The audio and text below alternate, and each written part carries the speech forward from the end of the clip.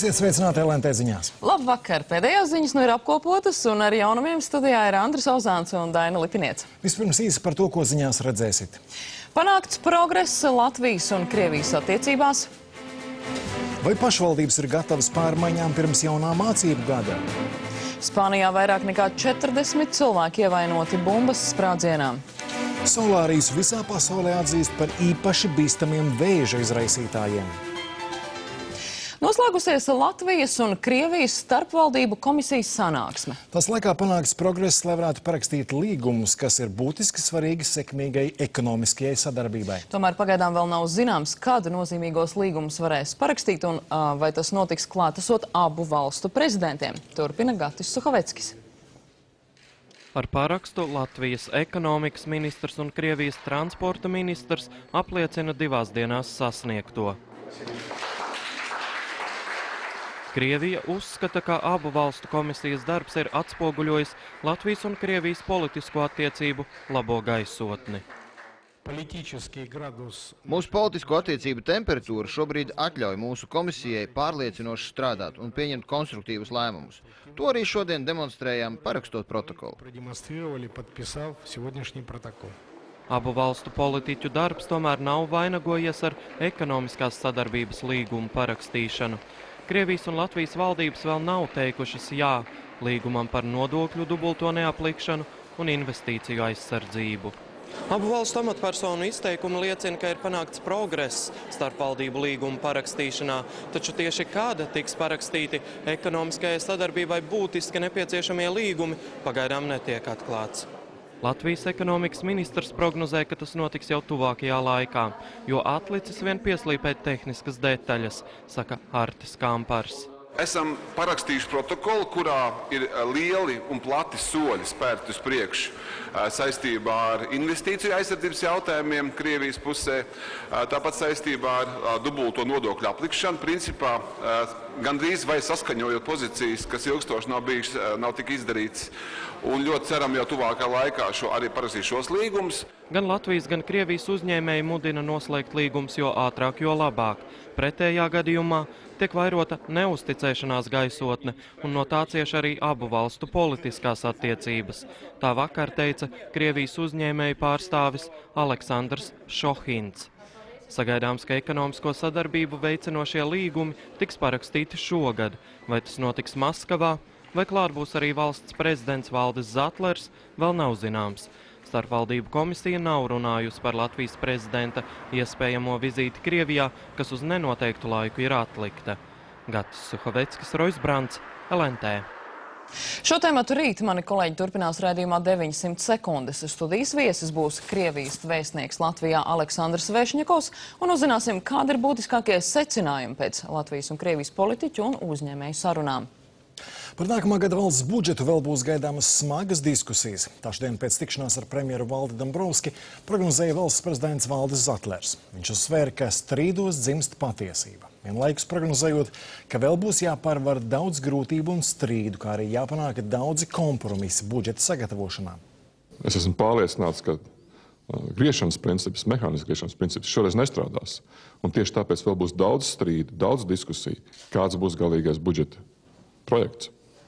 Tā kā es domāju, ka valdība un premjeras gatavojās jau šodien vai rīt un parīt sākt šīs diskusijas. Ja, un, kas man patīk šoreiz ir, kad budžets tiks sastādīts pēc normālās procedūras. Tātad bez steigas, bez pārsteigumiem, bet ļoti stingrās diskusijās. Gan valdībā, gan arī ar sociālajiem partneriem. Jauno novadu vadītāju attieksme pret neefektīvā un dārgā skolu tīkla optimizācijas procesu ir ļoti dažāda. Tomēr apkopojot reģionālo vizīšu rezultātus, izglītības ministrijas galvenais secinājums ir tāds, ka praktiski nav novadu, kas teiktu, mēs neko nedarīsim, un tad jau redzēs, kas un kā būs. Arī pedagoģu arotbiedrības skaļus iebildumus šobrīd neceļ. Tematu turpina Dainis Miķelsons. Skolotāja darba likmē pilna slodze būs 21 kontaktstunda, maksa par to 250 latu līdzinējo 345 latu vietā. Paralēli tam ar rudeni tiks palielināta skolotāju un skolēnu skaita attiecība. tās skolas un tie novadi, kas sakārtos savu skolu tīklu, arī skolotāju atlīdzībai līdzekļi būs vairāk. Tie, kas uzskatīs par neiespējamu, patiesībā sakot, skolotājs būs nolikts nērtākā situācijā, tiešām samazinot algu līdz minimumam. Pēc tikšanās ar 81 novada vadību ministrija secina, attieksme ir dažāda, tomēr lielākā daļa pašvaldību saprotot. Tērēt var tik daudz naudas, cik tās ir, līdzekļu klāt nebūs un brīnumi nenotiks. Patreiz katra pašvaldība ļoti precīzi zina naudas apjomu, precīzi zina uz šo naudas apjomu pieejamo, iespējamo likmju skaitu. Nekādus papildus līdzekļus no valsts budžeta mēs nevaram solīt. Reformu gaitā gan esot vērojams arī galējības. Ir novadi, kas lūdzot atļauj nedarīt neko, noteikt 180 latu likmes maksu, lai tikai nevienam skolotājiem nebūtu jāzaudē darbs. Citi, gluži pretēji, likmi prasot palielināt. Arī skolotāju arotbiedrība, kas šodien tikās ar ministrijas vadību, atzīst. Tā šobrīd esot kā grauds starp diviem dzirnakmeņiem. Viena tā ir augšējā daļā ir pedagogi, kas prasa, lai par likumu būtu daudz lielāka summa, jo viņiem pietiek bērnu skaits, un līdz ar to arī tās prasības, lai šī summa būtu lielāka par likumu. Un otra daļa apakšējā dzirnakmenis, tas ir tās mazās skolas un pedagogi, kur bērnu skaits ir ļoti mazs, un viņi ir ieinteresēti, lai šī summa būtu mazāka, un viņi ir gatavi strādāt arī par mazāku summu. Precīzi skolotāju skaitu, kas varētu palikt bez darba, ministrijā aizvien nemin. Apzināts vien tas, ka pedagoģisko likmu skaits dažādos novados samazināšoties par 18 līdz pat 40%. Smagākais jautājums gan esot pirmsskolas izglītības pedagogu darba samaksa. Tā turpmāk gulsies tikai un vienīgi uz novadu pleciem un būs atkarīga no novadu rocības. Dainis Miķelsons, Andris Jasinskis, LNT. Amerikas Savienotās valstis centīsies palīdzēt Latvijai pārvarēt ekonomisko krīzi. Tā uzstājoties ASV Senāta ārlietu komitejā, apliecinājusi šīs valsts prezidenta Baraka Obamas nominētā vēstniece Latvijā Džūdija Gārbere. Vēstnieka amata kandidāte Senāta komitejas locekļiem apliecināja savas zināšanas par situāciju Latvijā. Cita starpā Gārbere informēja, ka Latvijas valdības minoritāšu integrācijas centienus apliecina etniskā krievu ievēlēšana par Rīgas mēru. Tāpat Gārbere apliecināja, ka ir informēta par nepieciešamību veikt reformas saistībā ar ekonomisko krīzi. Ja mani apstiprinās, es turpināšu iedrošināt Latviju kopējiem izaicinājumiem un izmantot manu vērā ņemamo pieredzi ekonomiskajos jautājumos, lai padziļinātu mūsu valstu divpusējās ekonomiskās attiecības un atgrieztu Latviju uz izaugsmes ceļa. Bet LNT ziņu turpinājumā skatieties. Salaspils novadā ugunsliesmas neparasti ātri aprīt dzīvojamo māju un zirgu stāli. Vairāk par ugunsgrēku, vai ir cietušie un vai zirgi izglābti, uzzināsiet jau pēc dažām minūtēm.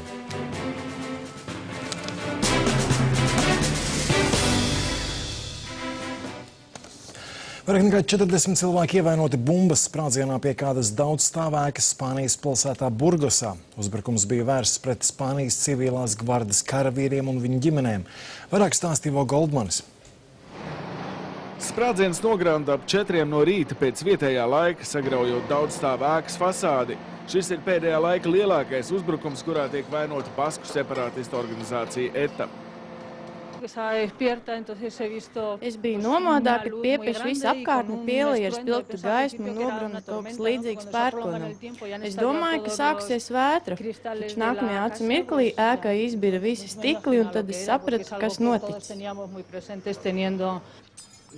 Lielākā daļa cietušo, kuru vidū ir arī bērni, savainot ar plīstošajiem stikliem. Lai gan neviena cietušā stāvoklis nav smags, 38 cilvēki nogādāti slimnīcā. Šajā amatieru video redzams hauss, kas sākās uzreiz pēc sprādziena. Bumba bija paslēpta automašīnā, kas novietot pie ēkas, kurā mājos Spānijas civilās gvardes karavīri ar saviem ģimenes locekļiem.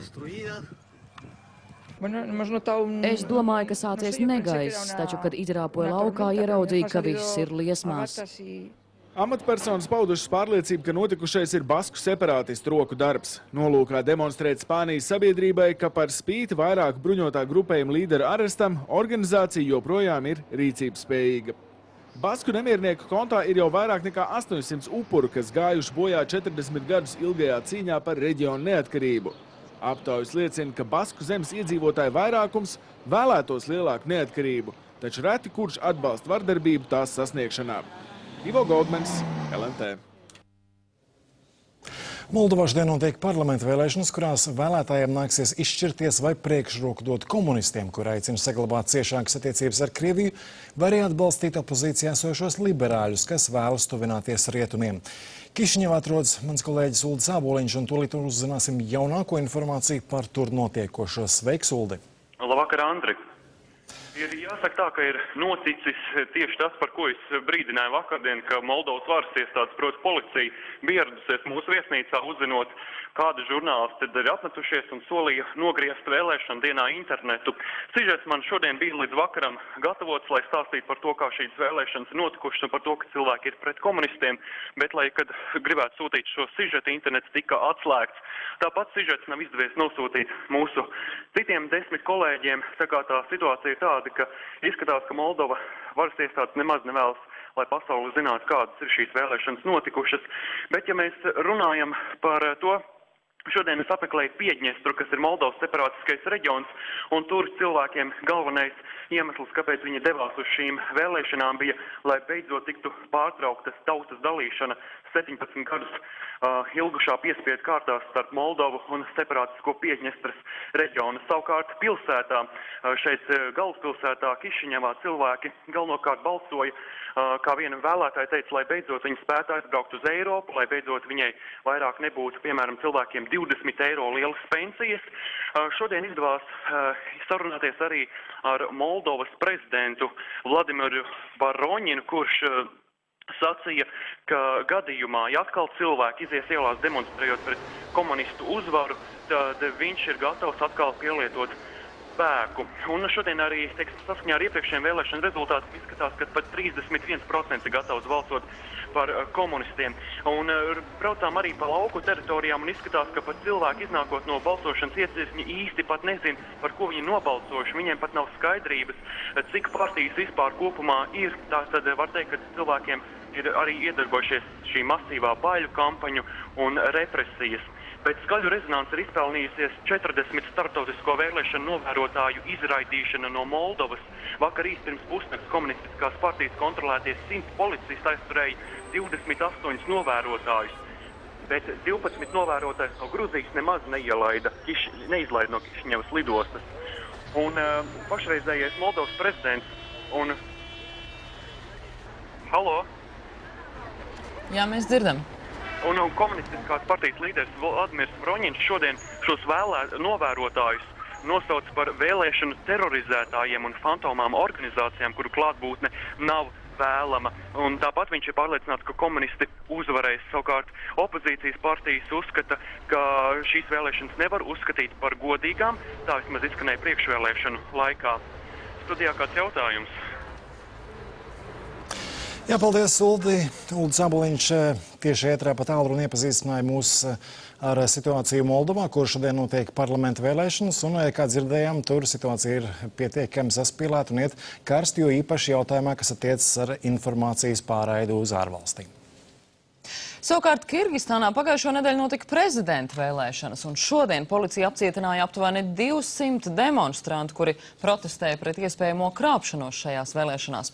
Protestētāji atbalstīja galveno opozīcijas kandidātu Almazbeku Atambājevu, kurš jau nosodījis balsošanu kā neleģitīmu plaši izplatītās krāpšanās dēļ. Policija aizturēja protestētājus gandrīz uzreiz pēc demonstrācijas sākuma, izjaucot viņa nolūku doties uz prezidenta pili. Arestētie protestētāji tika ievilkti autobusos un aizvesti. Oficiālie vēlēšana rezultāti liecina, ka pašreizējais Kirgistānas prezidents Kurmanbeks Bakijevs vēlēšanās guva pārliecinošu uzvaru, iegūstot vairāk nekā 76% vēlētāju balsu. Par Atambājevu nobalsoja 8,39% vēlētāju.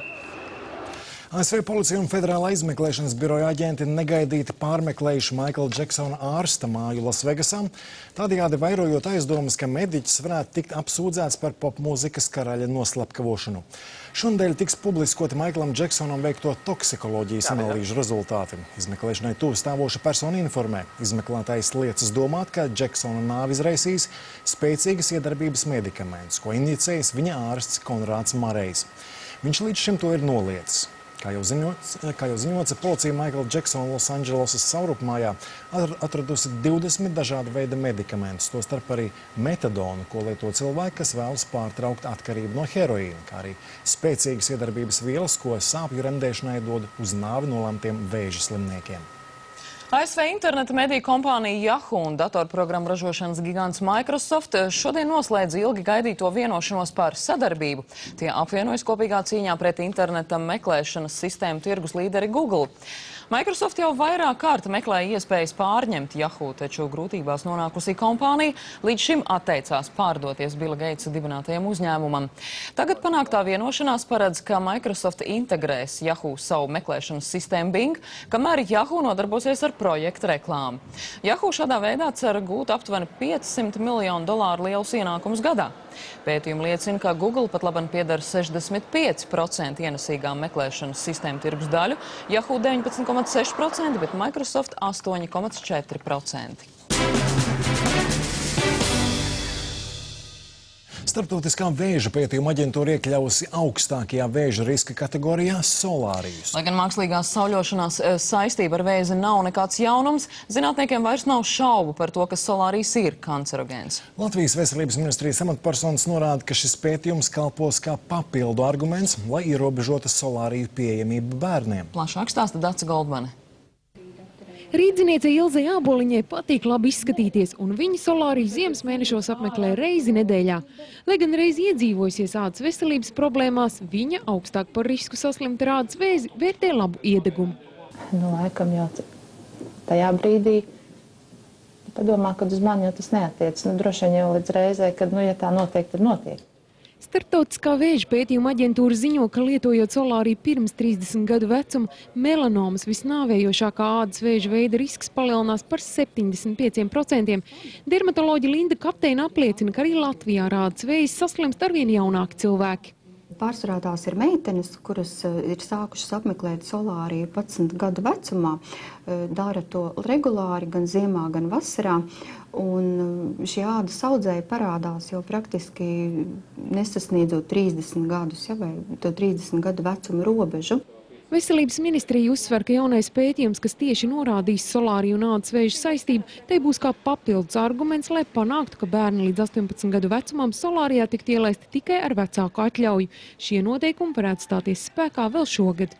Mēs nedomājam cīnīties tieši ar aizliegumiem, bet dot iespēju tiešām, lai šie vecāki saņem informāciju un izvērtē, vai ir vērts bērnu pakļaut šeit kaitīgai ietekmei. Latvijas sauļošanās un solāriju asociācijas valdes loceklis Ģirds Ģederts norāda, ka dažādu pētījumu rezultāti par solāriju pozitīvo vai negatīvo ietekmi tiek izplatīti reizi nedēļā, tāpēc tie lielu ticamību viņā neraisa. Ģederts uzskata, ka nevar izslēgt arī saules iedarbību uz ādu vai solāriju un saules iedarbību. Viņa prāt svarīgākais ir ar sauļošanos nepārspīlēt un izvēlēties, kādam aparātam ļaut sev apbrūnināt. Lūdzu klientiem apmeklējot solārijas jautājiet iekārtas, kurās ir Eiropas standartiem atbilstošas spuldzes un kur šī sauļošanās procedūra var būt pēc iespējas veselīgāk. Protams, ir iekārtas arī ar ādas testēšanas iekārtām, ar individuālām starojuma programmām. Jā, viņas ir dārgākas. Solārija visvairāk tiek izmantoti Ziemeļa Eiropā un ASV. Tiek lēsts, ka Eiropas valstīs solārijas izmanto gandrīz ceturtā daļa pieaugušo. Dace Goldmane, Raits Valters, LNT. Šo pēcpusdienu izcēlās plašs ugunsgrēks Štēnu ģimenei piedarošajā Armanda lauku jātnieku klubā, kas atrodas Salaspils novada Mašēnos. Saimnieki bija izbraukuši no mājas aptuveni uz pusstundu, bet, kad atgriezušies, stāvlis bijis liesmās. Uguns pārmetusies uz dzīvojamo māju.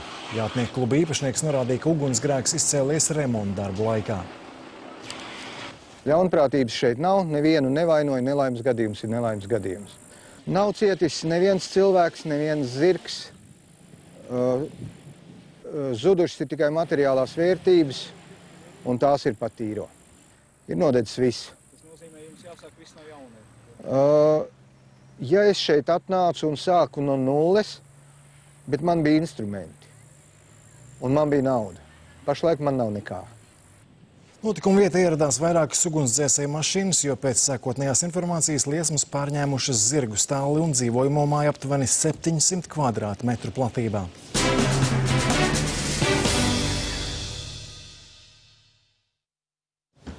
Šodien otrā jauno izpildītāja konkursa Jaunais Vilnis diena, un tieši šajā dienā konkursanti sāk savu sacensību, savu dziesmoto cīņu. Un šobrīd Zintara koncertzālē atrodas mana kolēģe Elīna Doļģe, un šajā brīdī viņa mums arī izstāstīs, kā veicas mūsu dalībniecei Aišai, cik viņa ir gatava šeit dziesmotajai cīņai. Sveika, Elīna!